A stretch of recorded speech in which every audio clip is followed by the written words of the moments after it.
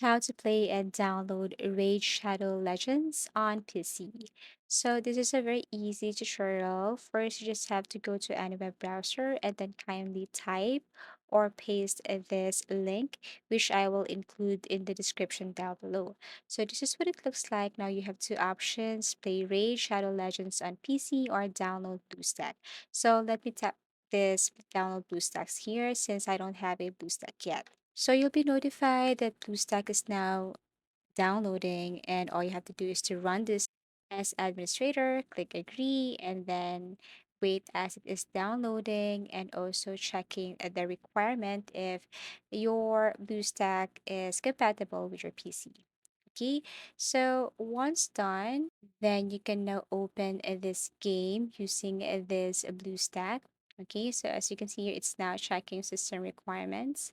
So once everything is okay, you can tap this button play now, and then this is what it looks like. Now you can go to the search bar and then type Raid Shadow Legends. Now, if you haven't logged in your Google Play here, and then it will take you directly to Google Play. So you can simply tap this install on app layer, but of course, you need to log in your Google Play account here.